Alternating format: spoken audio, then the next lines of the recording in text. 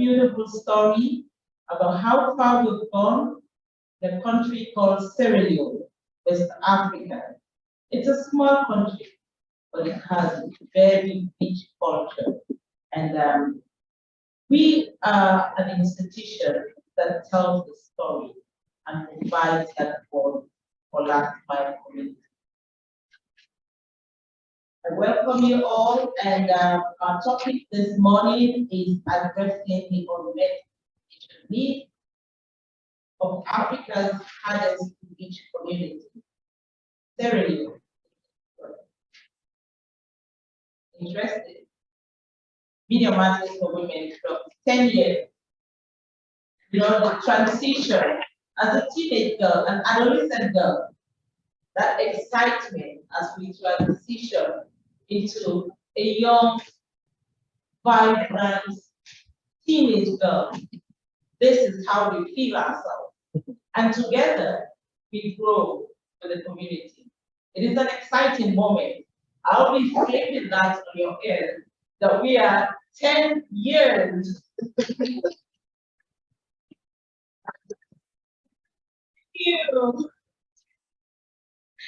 And so it's so amazing and exciting moment for us because we provide that voice for women who have no opportunity.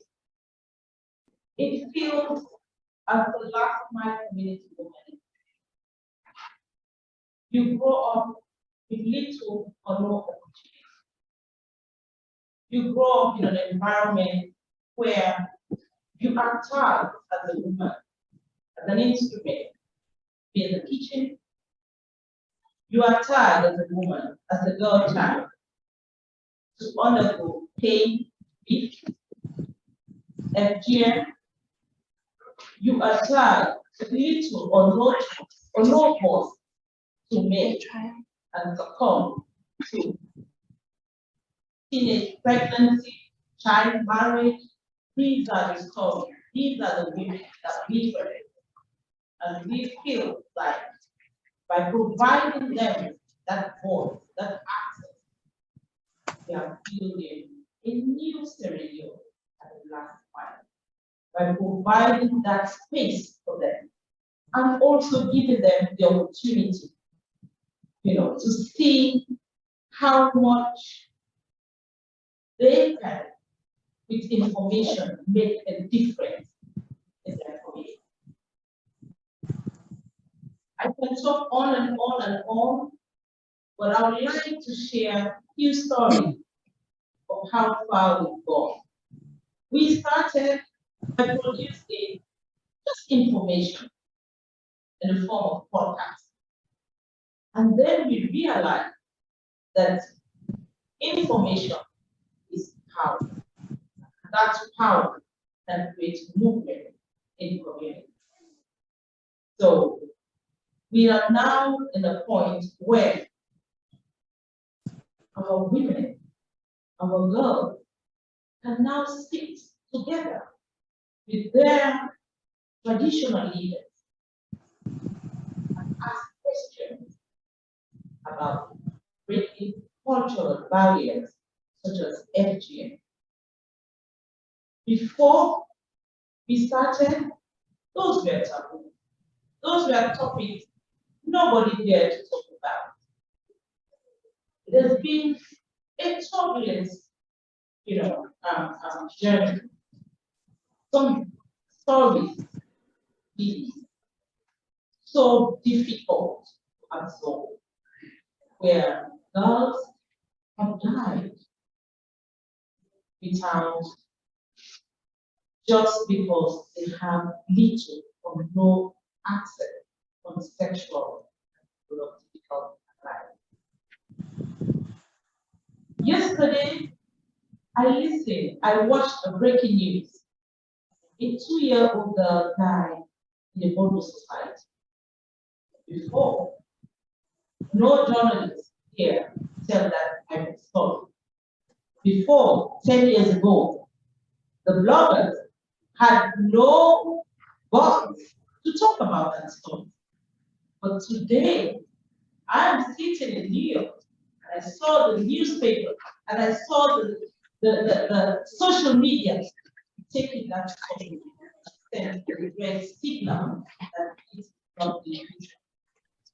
So this is what we have been doing for the past 10 years in terms of raising awareness, raising community, and ensuring that we break those things that are essential.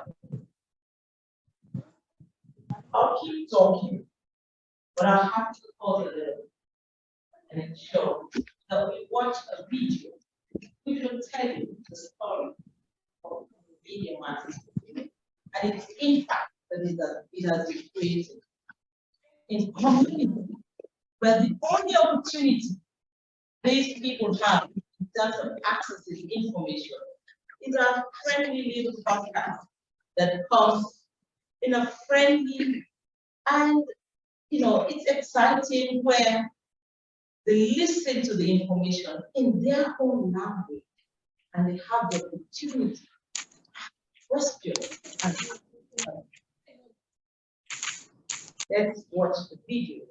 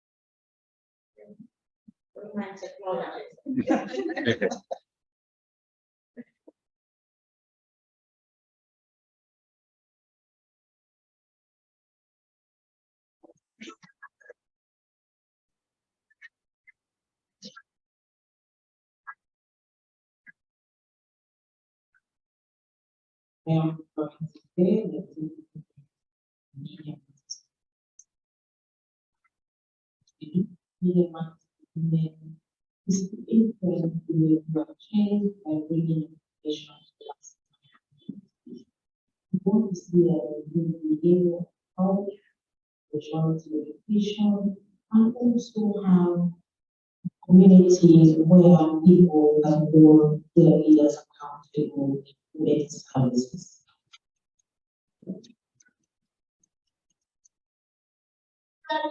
Media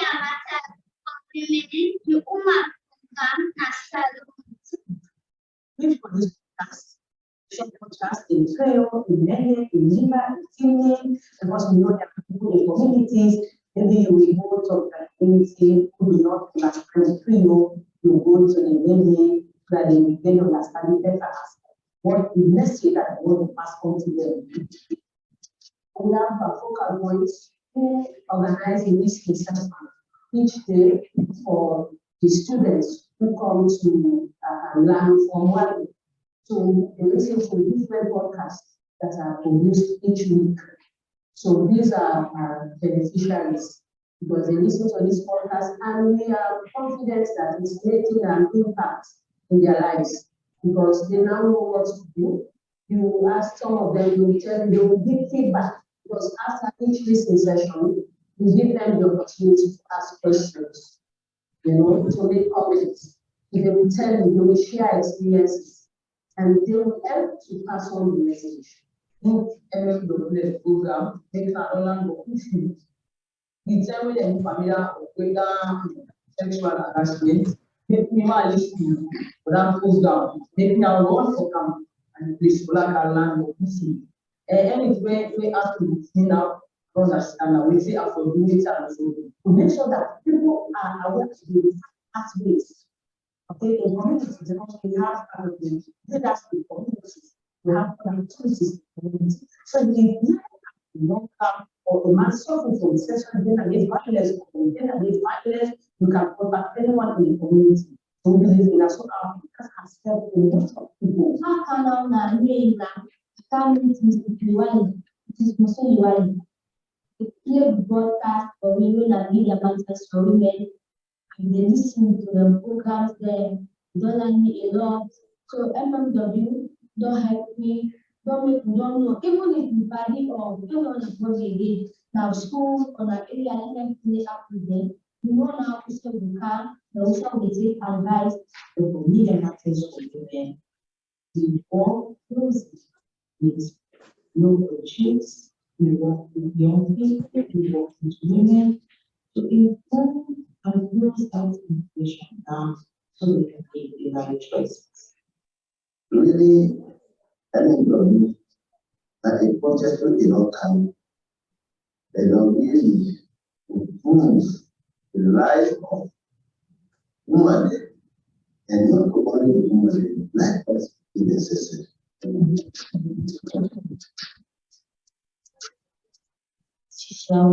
teach women the media matter for women program and project where they also organize women how for school park and how for exam and how for take care of themselves in personal hygiene, the mess and what for do. With this now measure the place of them, then now they're not involved in their own way of scratching them, the middle legs them. Now, I'm looking at what benefits the media matters for women. And the knowledge of it can be for me to find them because I did my pieces of the news, they disturb them and they kill. So now I'm making a very effective again. Because now I did able to make themselves and I teach people the for make they explain to them, but I don't know say give infection when they use pieces. Only people can get this program and once you changes. The changes was first be when you invest, this is like this. They get the fast and the table for life at the moment. But for when you can't get this program now, they can't learn how to make things, and then material the end of the use. Now the end of the use as a part, so they're not there after the effects. Media matters for women are the most reliable source of information. Why don't they give information about women and their women like God? Media matters is going to be 10 years this year. And what we want to say is more medical, where we will have more information and also use the information in to make right choices and also to hold our leaders accountable, where women and men are equally provided with every social services. And no, we are only open to the 30% gender equality, but we want to see equality and equity.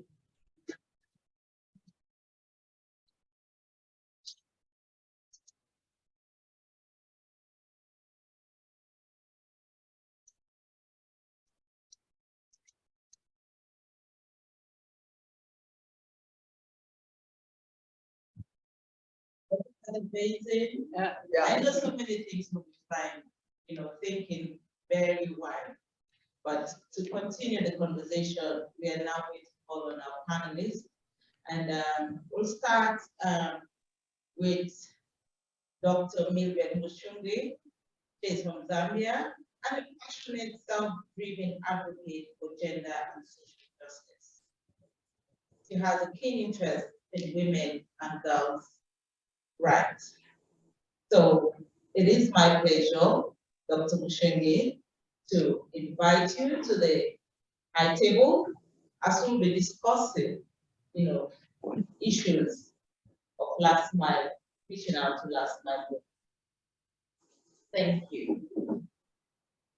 It is my pleasure to invite a colleague, a strong pillar, a founding member of Media Matters for Women.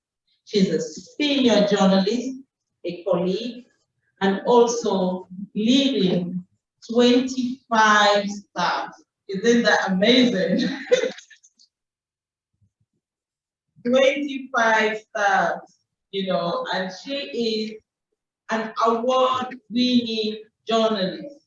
So when we dish out information, we have credible voices that do all of that work, and her voice is one of the most credible voices in Sierra Leone. It is my pleasure and honor to invite Mrs. Alina Olet Kalom to the high table. We are a very sensitive organization. We know how powerful men are, and their voices can change. So today we'll be looking at, different countries together, and to have the perspective from Mali, we have Mr. Kusum Kulbeli, President and CEO of Africa Global Gender Academy. That's huge, He has 21 years of experience in promoting protection of human rights of women and gender equality. He is a he for she ambassador of the United Nations. Thank you, Mr. Kubeli, and it is my pleasure to have you guys on this panel, and we want to have an exciting and frank discussion because we are not speaking on what we are doing. We are talking about the reality that is happening in our communities and different countries. So to carry on, to continue with the discussion, I will start with Dr. Mildred Ushungi, who is going to give us, tell us about the innovation and good practices to improve access to reproductive health and rights of women and girls last night. Thank you so much, Madam Moderator Florence, and my pleasure.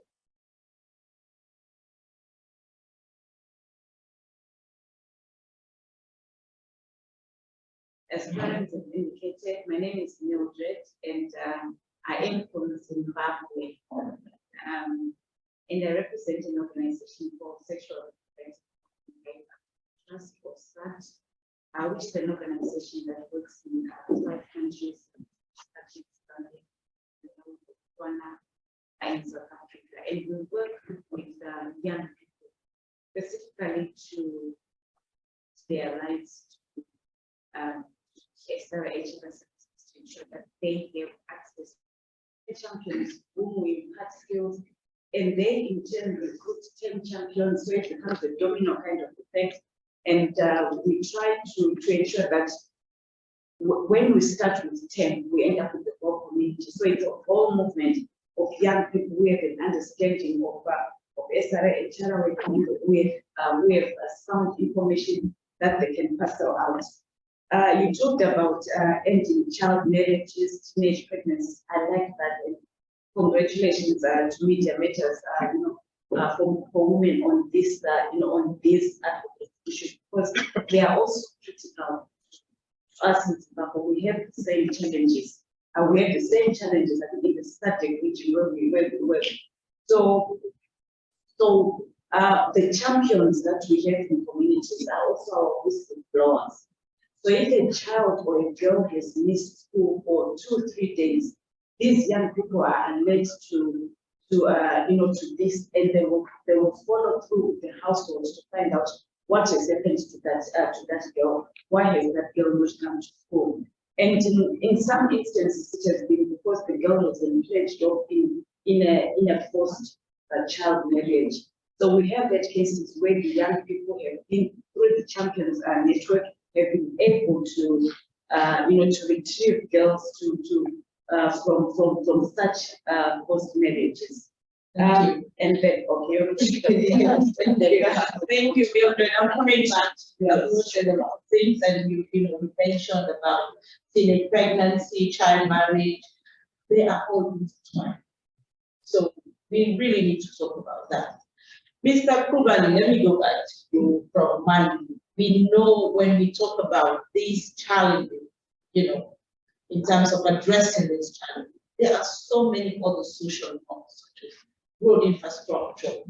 What is really different? What are the challenges? What's the perspective from your end in terms of, innovative good practices to improve access to reproductive health and rights, especially to last mile? Okay, thank you very much.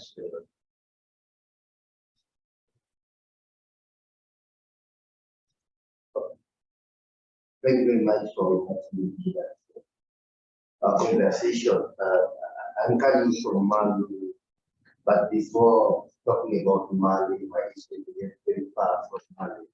That's because I was 10 years ago, before coming to Mali, I was in China, where I was advising one economic and commercial chamber, and where I experienced the time where the Chinese are implementing the Beijing conference and action plan. And after I look at what China became with implementing that conference resolution, I think that in my country, in Africa, we need to come back to country to see how we can implement this Beijing conference for women also. That bring me back to my country, and the first job I felt is to go to the community at rural level, where I've been engaged on supporting women entrepreneurs in the community, for providing them advice and consulting and business development service, let them be empowered. Because we cannot have this sexual and reproductive rights in the communities when women are not empowered. It's very important. And economic empowerment is the key point where we can make that happen very well. But before coming to that economic empowerment, you know that in the continent of Africa, we have what we call the Maputo Code. That is the continental legal framework that brings, gender equality and human empowerment, issues. So our country ratified that Maputo Protocol first. That's in the Article 14 to have all of the components of sexual and reproductive health, and also child marriage, age of marriage, and so forth. So in my country, what we do exactly is how we can build the economic empowerment of women. Very critical for us. Is that in my job, that what I was being awarded by UN as global champion for women economic empowerment, and that made me one of the persons in the continent who tried to work on different aspects. Empowerment, economic empowerment for rural women and girls began by access to land. In my country, we have only 4% of women access to property rights to land to produce what they have. Because in the rural family, what you don't have is economic or financial power, you are not able to have your voice raised in your family and in the community. And this is the key point. When we can make that happen, it can be easy for us to have women working on that. This is the first point. The second point, we develop also a project with the male engagement approach in maternal health and a newborn child also. And that approach, we bring men in what we call school of men, when we try to educate men to understand for maternal health, child health, and child marriage, and everything that related to the well-being of women and girls in the community. And they are able to contribute to take care of their wives, their sisters, and their parents from before the birth of children until they grow what they go to go. And those activities were that we bring different religious leaders that are the community that have voices to change the gender norms and the social norms. We bring also Muslim leaders, Christian leaders, and also traditional leaders to have a conversation.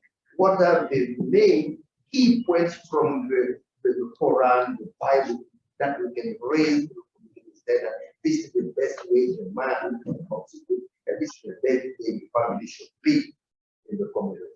Thank you. I think that is really important, you know, in our cultural aspects.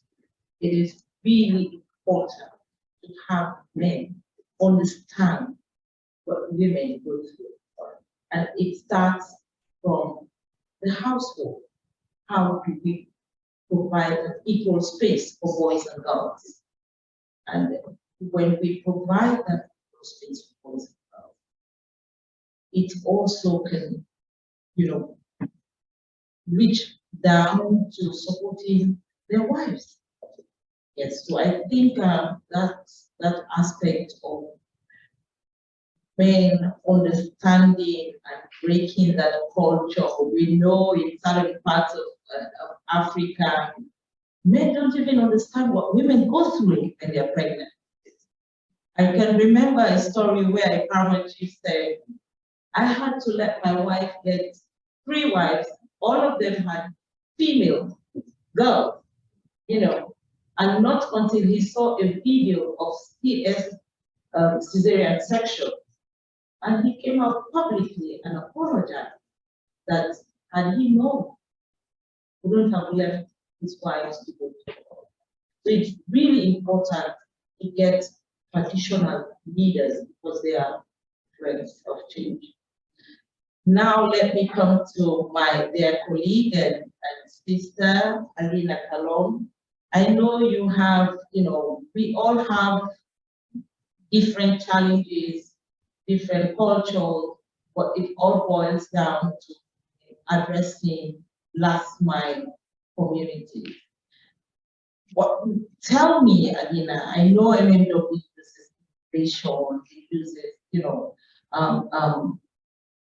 tools which are really different from what others have mentioned. Tell me more about it. Okay, thank you very much, Florence. I'm sure my voice is loud without a microphone. We at MMW, we are journalists and we tell stories. But how we tell the stories, imagine you are a man and you went to visit a clinic, you know, for medical service. And you, while sitting there, you had a podcast you played that is talking about or creating an awareness about fistula. Fistula is a condition that women have mostly after birth, and it is kind of related to in some ways. And all of a sudden, it struck him and said, oh, there's somebody suffering from this in my village. And then he didn't say anything. He went back to his village and tried to talk to this woman that has been ostracized by her community because she was suffering from fistula. And he said, I had a podcast being played at this clinic, let us go there. And he accompanied the woman to the clinic, and then they consulted with our focal point who plays our podcast at this clinic. And then she called me and said, you know, we have a case of fistula, what can we do for this? And I called my executive director, and she said, oh, okay, we galvanized support. We took her to the city, and she got repaired. And that is the difference we make at MMW. We tell stories that affect the lives of women and girls, and also serve as a link or as access points where they can get services that will change their lives. By the time the woman got back to the community, all of those who were like, don't want to associate with her, don't want to have anything to do with her, they were like curious to understand how come you got ready, you got prepared. So she had to explain. So she became our ambassador, telling other people in the community what we do. So her daughter, who accompanied her to the big city for the first time, I mean, she went to Freetown for the first time. And imagine what that means. I'm from Sierra Leone, and you people brought me here to New York. And I'm like, oh, so this is. She was like very shy, very timid, and Florence, being that kind of very passionate person, had to encourage her. Don't be afraid. This is just a normal procedure. So that's what we do. Imagine there's this secondary school where, I mean, we know what it means to be a man who is in control, who has all the power. And then we have listening centers across our areas of operation where we as journalists produce podcasts, and then we take these podcasts to the communities as opposed to you sitting at home to turn on the radio, tune into a particular station to listen. So that's the innovative approach we brought because we address last mile communities where the road network is poor, there's no electricity, access to battery, maybe you have to walk like a mile or so to get a small shop where you can get battery. So people mostly rely on solar powered devices that has nothing to do with electricity or connectivity. So when we produce our podcast, we have our people stationed in these communities. We do Bluetooth transfers. I mean, if we have internet for some of us who live in the bigger towns, we can do WhatsApp transfer and they get it in the villages and then they play the podcast. And then we're talking about women empowerment. We need to put women in the front because when women are in the front, when they are in the front, they make the change. And a particular chief was listening, and we were talking about women going to school. When women are empowered, they can make the difference. And he was like, okay, I am a man, I understand these things. It's very difficult for a man to get go of his power and authority. But I think what these people are talking is true. And all the young girls who are sitting around listening to the podcast. And then he became our champion because he loved the messages we shared. And he, he was like a regular listener, and he began to like influence some of his colleague chiefs around to send their girl child to school. Send your girl child to school. They have a school in the village. And then the principal in the school is a man. And the one of the teachers, she's very, she's a strong woman who is she's promising. She has prospects to grow. And then he went to the council of chiefs and told them, I think we should make the lady the principal when this one retires. And everybody was like, yes, she can do it. We believe in her. She can do it. She's one of us. She's our daughter. I think if we make her the principal, other people will begin to emulate this example. Let's don't speak, let's act. And so it's not just about telling stories. It's not just about reporting what is happening, because we talk about so many things: education, health, politics, all of these things we talk about. We are journalists. We report things, we talk about things, but then talking and ensuring a change occur. What are the innovations? So we take the messages to the people in the last mile community so that they are aware of what is going on. They know that if a rape happens here, we should report the matter. Before this time, they do not know that a man is not allowed to beat his wife. They take it that it's a way of life. Okay, I can beat my wife and at night we reconcile. But then, if you beat me now, I would go to the local authority and report the matter.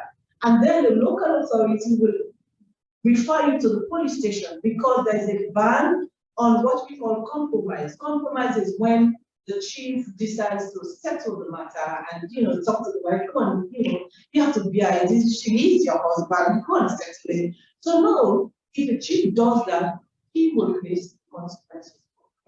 So these are the kinds of things that we do. We've changed narrative through our podcast so that women are aware, and not just aware, but they are able to take action when things like this happen. I think I'm safe now to say MMW is building, right? Yeah. From all the amazing stuff.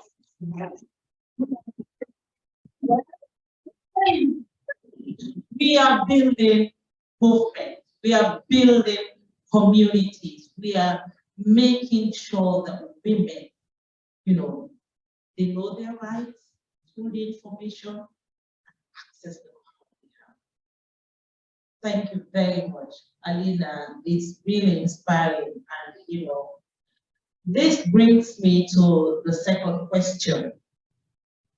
Mildred, how can CSOs improve on engaging last mile? Because listening to Alina, you understand that we cannot do it alone by addressing sexual and gender-based violence.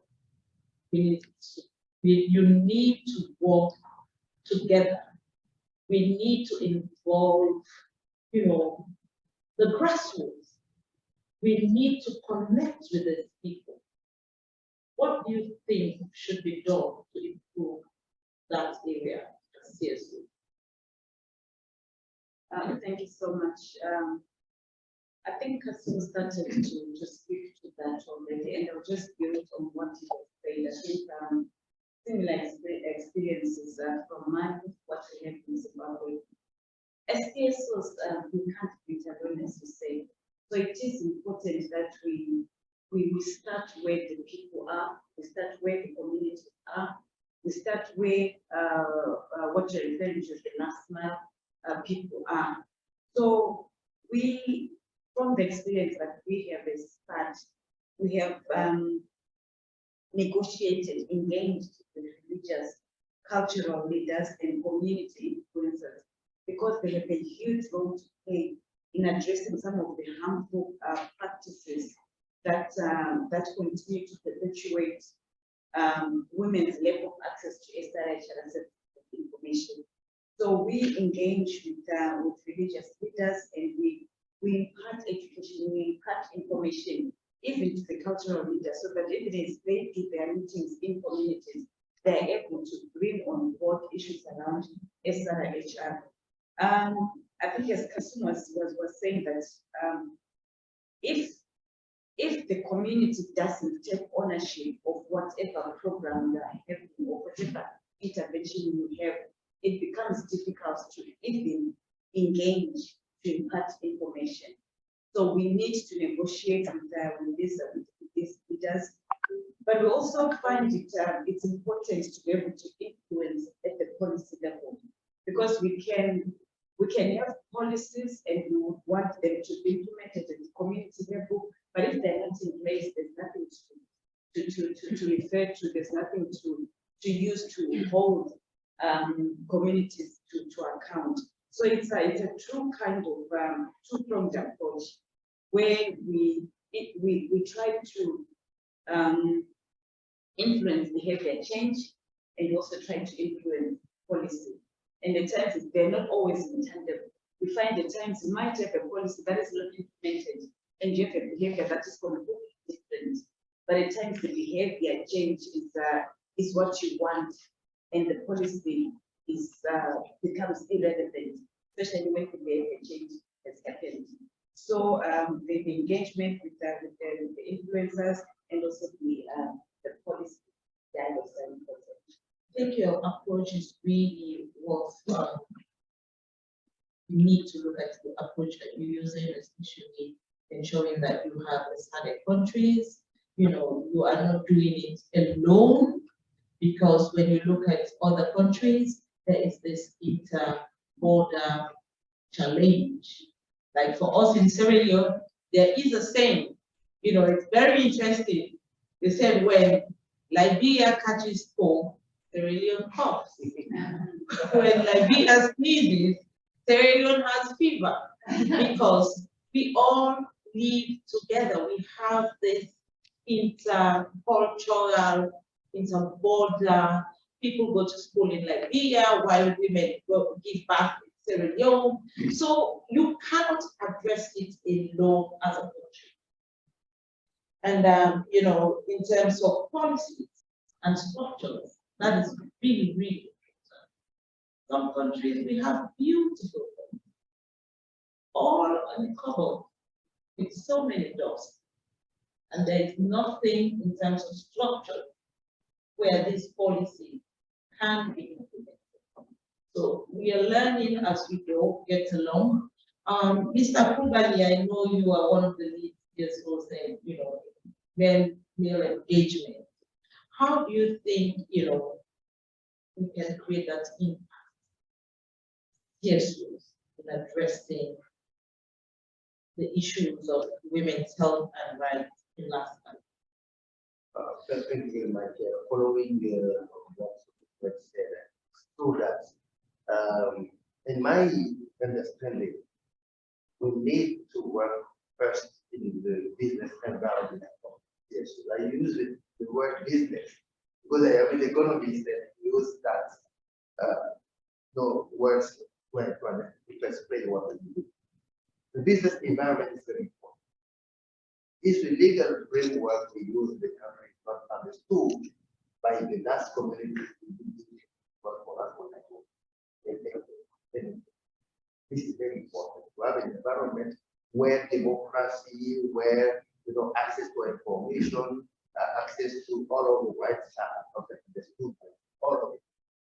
From the top leaders to the last person, the last mile person in the community. This is very important. The second thing is the issue of capacity building. You know that most of the time people who want to become community leaders or basic organization, they don't have the capacity. And running an organization, if it is a small civil society organization, is something big. You need to learn how to do that.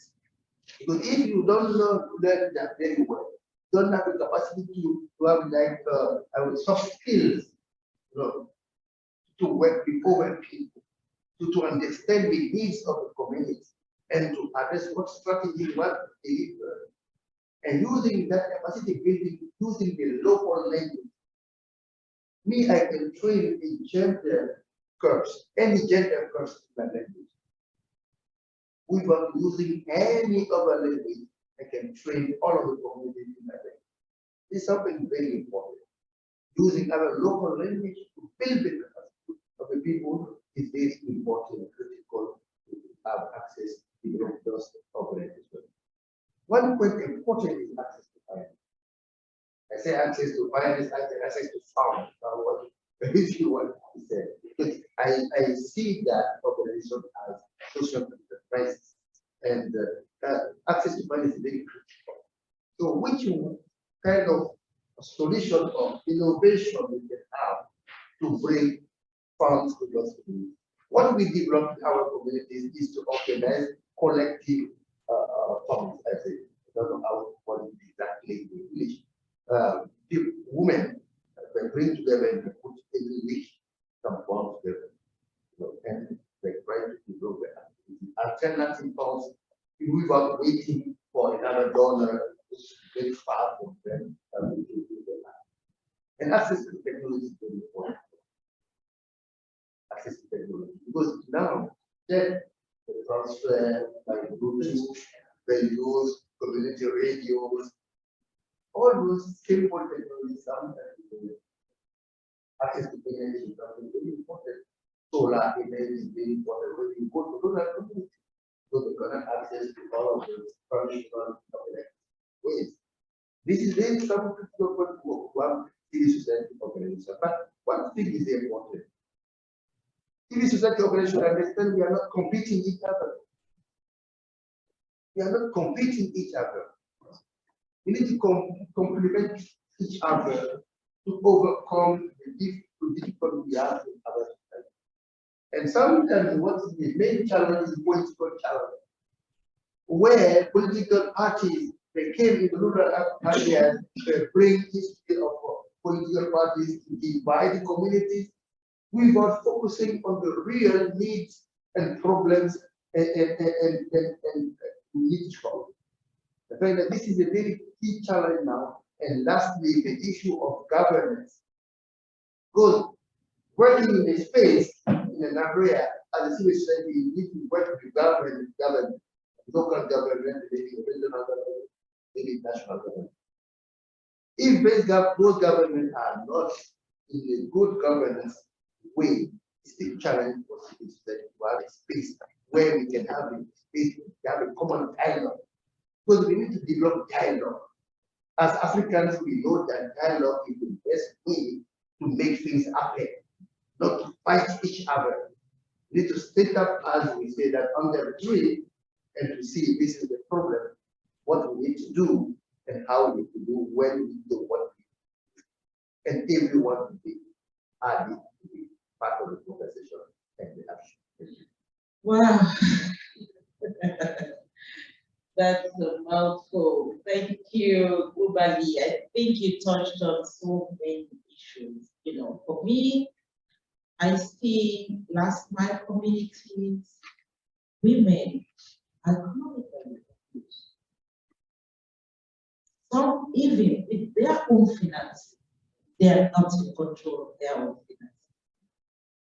finances. And so I call it economical abuse. And, you know, talking about competition, environment, yes. We should not be seeing ourselves as working for ourselves. It's media matters for women. I see myself here as giving that voice for that woman who has no platform. So this is what we should be looking at. And I think if we really focus on complementing each other, you know, working together. And that is where I'll bring in Alina, because I know she's going to bring something really interesting about their model that they use in Sierra Leone. Alina, please share with us. I don't want to be the gun.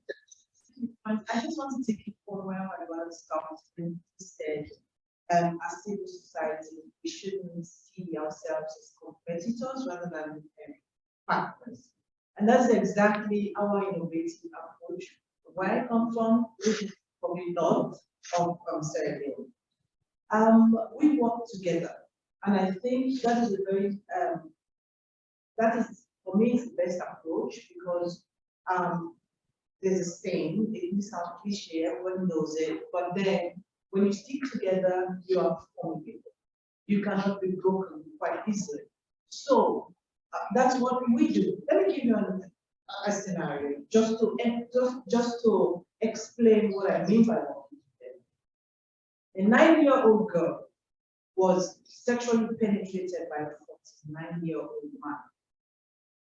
And what he did was, went to the girl, he has a car. So whenever he gets to the house, he would call the child, the girl and her friend, come and play with the stereo. So he was sitting, you know, at the driver's seat and asked the young girl to sit on his lap. That was when he conducted this hideous act. And then he threatened the girl that if you say anything, tell anyone, I'll kill you. When the girl went home, she was walking funny, and the mother noticed that she was walking funny. And she questioned her, what happened to you? What's wrong? Why are you walking like that? And then she burst into tears, but she couldn't say anything because she was afraid. She was threatened by this man that if she says anything, he will kill her. And then the mother was insistent, you have to say something, you have to say something. There's a partner, Rainbow Initiative. They offer like immediate response to sexual abuse. So the mother took the girl to Rainbow and they did the preliminary examination, and they found out that she was sexually assaulted, and they got the sample from the girl and they tested it. We don't have DNA, so I mean DNA test kit, but with counseling, she was able to say that it was this man because semen was found in her. So she was able to say that this man did that. But the man was very influential. He has a lot of friends in high places. And then as civil society organizations, the media matters for women, or Rainbow Initiative, and other partners, we galvanized, we raised our voice, we spoke loud, we cried in the street, we went to the police station and we told them this is one case that you will not tamper with. We are not going to allow you to do that. And what they did was, the man, he worked in one of the banks, they had to transfer him to another location. just so, get him out of the scene so that he will not, be held accountable. And we were like, even if you send him to China, we will talk to our people in China and we will bring him to Sierra Leone to face justice.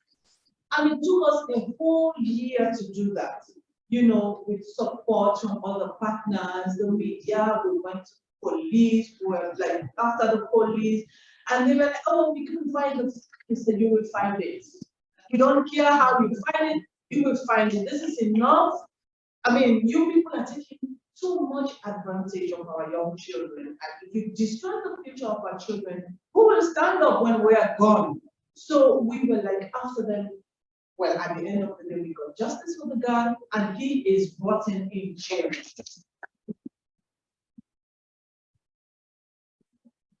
Do as we don't need to be competing with one another.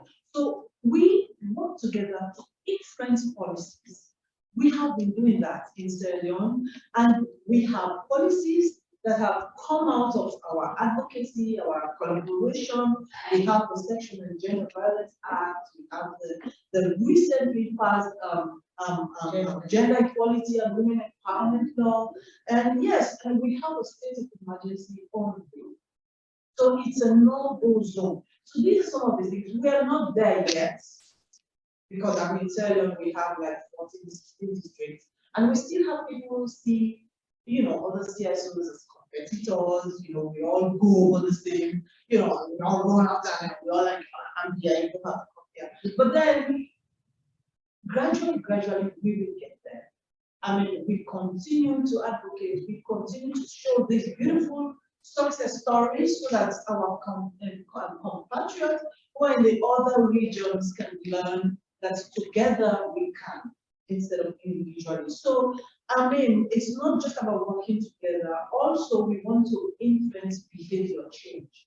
Because in Africa or in Sierra Leone, where I come from, it's been a long time where women were always, they'll be burned to the back. And even in our work, sometimes for rural women, I'm talking, for the women in the cities, yes, they stand up, they talk. But if you go to these communities, you have women who, when you say, okay, what's going on, they will watch and they'll be like this and do like this. They have burning issues that they want to talk about, but they hesitate because the men are there. So we have, gradually, letting them know that you should speak up. You should let people know where it pains. Otherwise, they wouldn't know. Even if they know, they will turn a blind eye and pretend that they don't, because they want you to continue fighting. So we let our women speak up. And there are incidences when we started as MMW, wasn't like that. But over the years, we now have women who can stand up and speak and talk about issues and challenge the men and say, this is our body, this is our right, this is how we want it to happen. So you have to listen to us, and we are gradually getting that change. Before this time, a man can beat his wife and be compromised, at night, it's fine. But now you don't just beat me because you think that we have a musical instrument in Korea that we call bata. You just beat it like that and sing. I mean, so but then now people, we don't take it anymore. The women don't take it, even in the rural community. And he was talking about economic empowerment. That is also one of the areas where we pay attention, because women over the years were very dependent on men, wanting the man to take care of everything. I mean, they should take care of things, though, but you should also take care of things. You should be able to earn your own resources. And so we let our women know that they shouldn't just rely on the men for everything. They should also find some revenue. So what we do as partners, I am a journalist, so I tell them, if you go to this place, you can get financial support. If you go to that place, you get health support. If you go to that, so that's how we work. So if I make a referral to a financial institution, like for example, if an advert or a notice comes up for AIDS or something, if I do a podcast around it and direct them to that institution, they'll be able to get that kind of support. So that's how we work as partners. So make the change that we want to. Amazing. And I think, you know, when you see yourself as a servant, serving the people, it is easy to walk with the hand. But the moment you see yourself as, you know, it is me, then you see yourself as competing with others. For MMW, I think we see ourselves as servants. Yeah. We see ourselves as part of the community, and together we are building. And you know, you mentioned something about, you know, working together. And one of the things that I really, really, you know, admire about the approach in Bombali, even the police, the family support unit, which is the first port of call and is under the government, is part of this coalition. So they themselves, you know, they discuss, because if you are to report any rape case or sexual abuse case, the police station is the first port. So if they are part of the coalition, it makes it easy. So building those coalitions and working together and make all progress. Thank you so much, Alina, and I'm so proud of the work that you're doing. You know, please don't get jealous. But I can tell you, I am super, super proud of the work that you're doing, Alina. And this brings us to the third question. With all of these approaches that we've mentioned here, what do you envisage in the next couple of years to come? Dr. Nathan. Florence, it's a difficult one. But yeah, we definitely need to be thinking about what happens in the next 10 years, how do we visualize the next 10 years around reaching the last mile. And I like this year's theme of CSW, where we're talking about digital technology and education. I think that is where we need to hold. If we with that person right at the back of you know, of nowhere, you know, the last person out there. I think we should stop making excuses around, you know, hard to reach areas and difficult to work in. We should have a presence there as organizations, as service providers. So when we talk about the digital and technology, it's been, you know, there's this hashtag DigiO. When we say DigiO, it means even that last person. So let's, for me, the next couple of years, we should be at a point where everyone has access to technology. If a woman needs a health service, she can access that through even telehealth, for instance. So I think the digital aspect is important for me. And then the education aspect is also very important. Because if you educate a woman, it opens up other avenues for her to access services, for economic empowerment to happen. She has to be educated, she has to be literate to be able to access even financial resources, sign her name in a bank, open a bank account. So for me, those are the, if you can get to that in the next 10 years, where everybody has access to technology and is fully implemented, I think we have done tremendous job. We are doing it, but I think we should do. Yes, I think you're very right. There's a saying in my own country where I come from. It says, when you educate a woman, it's a nation. So, Mr. Kubali, how do you see the work that CSWs are doing in terms of reaching out to the last time in the next 10 years? Okay, thank you very much. This question is very important. But before we get the last mile community, I think that working together is not only in the same community, but in the same country. I find that we can also work together in the continent. Because what we are doing is very, what we do from the public inspire you to So I think that we need to collaborate also at the African level to see how we can share the best practices and what we can do more to better our the best point. The second point, the next 10 years, the next 10 years, I will become the president of the Department of Money. And I can do more good to bring gender equality as a reality. And at that level, I think that we have to change the policies, to change the laws, because now we don't have any law on gender-based violence in our country. Even if we ratify the Maputo Protocol, we are the only country in Africa who has been,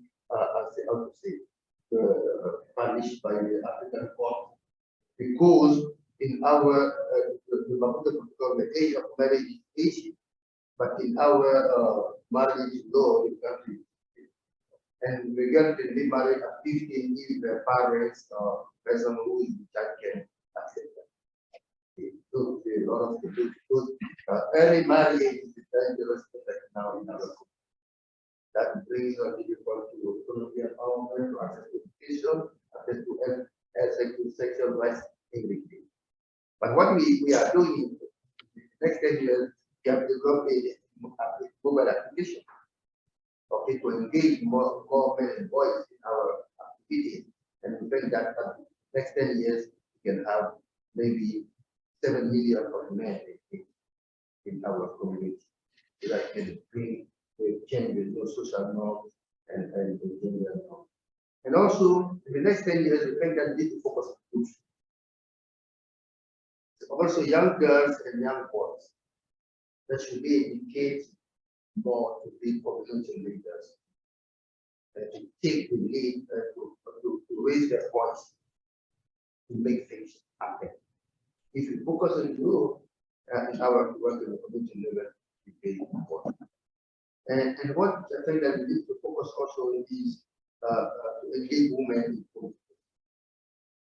So now in my country, because we have 2 years, not a normal situation. But before we had 10% of women in the parliament. Women. If we are able to support community women leaders, don't to take people from the Bamako city and to bring them to the community they are elected. We need to identify potential leaders in their community, train them, give them the resources so that they can compete and to become elected as members of parliament, local government, and they can change. Because the gender budgeting process is very important to change also. Local governments will be involved and replaced by the women who are leaders. So I think that this aspect is very important. And if we bring our hands together, that should be can. Wow. And the cooperation between North and South is coming. Mr. Kubali, it's like, you are just peeping through the Sierra Leone window and just telling me what is happening in my country. I love that, bringing policies to reality. You don't want to see policies which are brought, in bigger spaces around the world. We know where to take it. And when it comes to implementing these policies back home, nothing is working. You spoke about the Child Rights Act. We have similar situation where the Child Rights Act says the child should not get married below the age 18. And the Devolution of Estate Act provides a space with consent of a parent. A child can get married under 18. So the complications are very similar in all of them, So that is why I love the approach of understanding what is happening in your country and what is happening in our country, so we know how to learn from each other. Alina, next 10 years, what do you envisage? Okay, thank you, Florence. I think in the coming years, maybe next year or 10 years, I think one major strategy that all employ, some people have already started doing, but take it one step further, bring the men forward. Because for us working in rural communities, the women, especially for us that come from strong patriarchal society, where the men are in control, the women need to take permission from their husbands to do certain things. So if the men are involved, I remember I was working with another organization that was giving business development training for entrepreneurs. So they had to go to the villages to give these women money to support business. But when you leave the men out of the engagements, so when the women go back with the money, the men will take it from them. Yes, and at the end of the day, the women will not be able to do anything substantial or to make any progress with that. So if you bring the men, engage them, involve them in the engagements and the campaign and all, I think we will get there. And another thing I was thinking about is regional collaboration. You were talking about cross-border, so we could collaborate regionally and, identify best practices and implement them in our own areas. And last but not least is women in governance. Because there's a saying, he who feels it knows it. So the women will be able to influence policies that, that will make that difference for their fellow women. And I was in a session yesterday and my takeaway was, break the table, smash the table, move people on the table, change the narrative. So it's definitely not if you want to smash the table altogether, or if you want to bring other people to the table, or you want to join forces together, think about what's best for our women, thinking about technological advancements, and I'm sure we will get there. Thank you. I think for the last mile women, they are not yet on the table. So maybe maybe they'll get to the table. Thank you. I think this has been a very interesting conversation, and we are going to give our audience a few minutes for questions. Anyone have any questions for our panelists? Yes. Yes. It seems to me like when you engage traditional leaders in last mile areas, that they might not be feminists. And I just wonder how you bring them to your side and help them to understand that what's good for women is good for them. That question is going for who? Anybody wants to answer? Anybody from the Can I panel? take that? You take it. Okay. Okay. For us at Media Matters for Women, what we do is, like I said, we involve them. So these traditional leaders are very powerful and people listen to them in communities. So we identify those who are interested in women empowerment and make them our champions. So we have awarded them for their support to women empowerment. For them, that's a big deal. You give them a certificate to say, we recognize your efforts. You're doing so well for women in your community. And they brag about it. When they have their meeting, farmer chiefs meeting, or their section chiefs meeting, they will tell you, I was recently awarded by that group, working for women. And the others are like, okay, I think I'm going to do the same. So that's one strategy we employ to bring them on board so that they understand what is going on with women, how they're treating women, and try to influence them to look at this and look through the feminist. Answer the question? I'll just I'll add to that.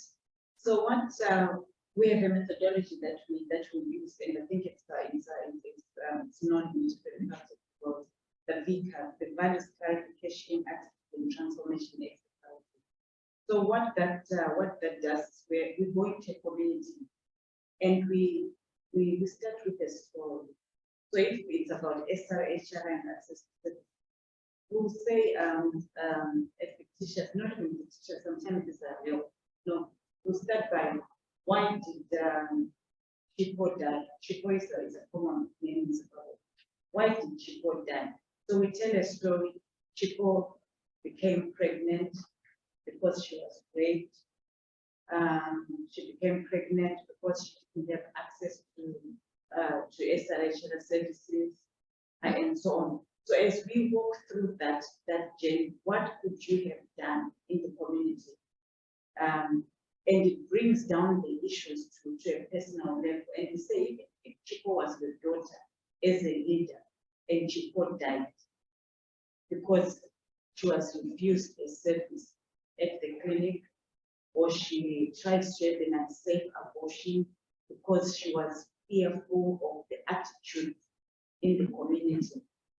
So the values clarification starts to question, your own beliefs and convictions, and it makes you bring issues to a personal level.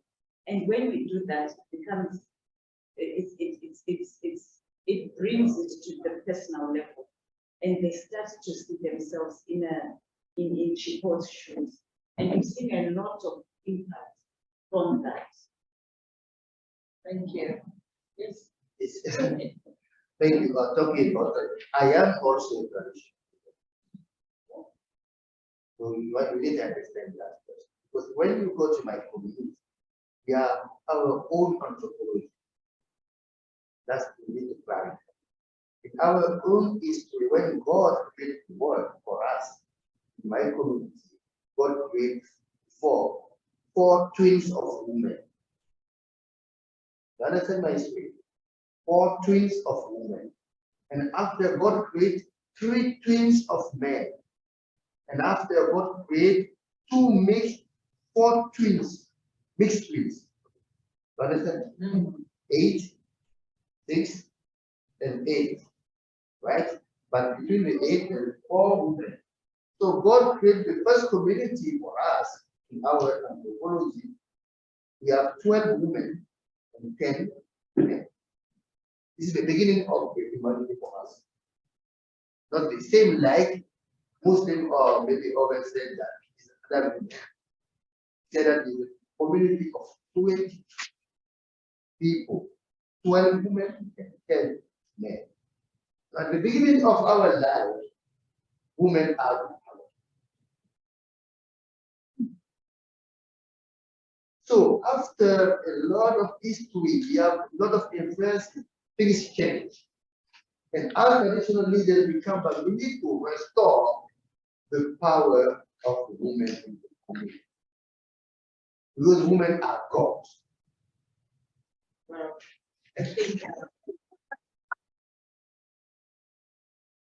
we just ended this session with a very, very powerful phrase. Now, I'm going to take home that, in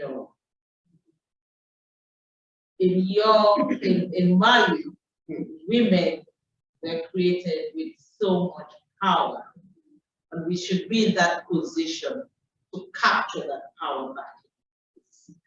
Thank you so very much. We'll be signal that time is not in our favor. I want to thank you all for coming, and I hope that we had a very wonderful session.